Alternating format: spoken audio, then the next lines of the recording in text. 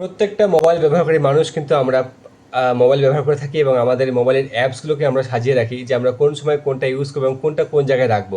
আর অনেক সময় কিন্তু হয়ে যায় যে কোনো অ্যাপস ডিলিট হয়ে গেল বা আমরা এদিক সেদিক হয়ে যায়, আমরা খুঁজে পাই না আমাদের কাজের সময়। আমরা যদি একটা সেটিংস অন করে রেখে দিই তাহলে কিন্তু আমাদের অ্যাপসটা আমরা যেখানে রাখবো ঠিক সেই জায়গাটা থাকবে, সেখান থেকে কিন্তু না আনইনস্টল হবে, না কিছু করতে পারবে, না অন্য জায়গায় নিয়ে যেতে পারবে। একদম সঠিক জায়গায় থাকবে, কোনো কিছু ডিলিট হবে না বা কোনো কিছু আনইনস্টল হবে না। তো আমরা কি করব, আমরা চলে আসবো আমাদের অ্যান্ড্রয়েড ফোনে, যেখানে আমাদের অ্যাপসগুলো আছে, যে মোবাইল ফোনে যে আমরা যত অ্যাপস আছে সেগুলো আমরা লক করব, যেন কখনোই আনইনস্টল না হয় বা কেউ ডিলিট করতে না পারে বা কেউ সরাতে না পারে। তো আমরা কি করব, ডিসপ্লের উপর চেপে ধরবো, ডট করে চেপে ধরবো। চেপে ধরার পর দেখবেন সবগুলোই কিন্তু এই যে দেখুন রাউন্ড রাউন্ড করে হয়ে গেছে, ঠিক আছে। তার নিচে দেখুন একদম কর্নারে সেটিংস লেখা আছে, এই সেটিংসে ক্লিক করে দেবো।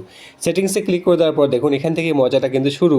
এখানে দেখুন নিচের দিকে একদম নিচে দেখে দেওয়া আছে লক হোম স্ক্রিন লেআউট। এটা অফ করে রাখা আছে। এটা কিন্তু যদি আমরা অন করে দিই তাহলে কিন্তু আমাদের যে অ্যাপসগুলো আছে যেখানে যেমনটা আছে সব ঠিক ওখানেই থাকবে, কোনো রকমভাবে আনইনস্টল হবে না এবং কোনোভাবেই ওখান থেকে আর রিমুভ হবে না। ধন্যবাদ ভিডিও দেখার জন্য। যদি ভিডিওটা উপকারী মনে হয় অবশ্যই একটু শেয়ার করে দিয়ে অন্যকে দেখার সুযোগ করে দেবেন। ধন্যবাদ।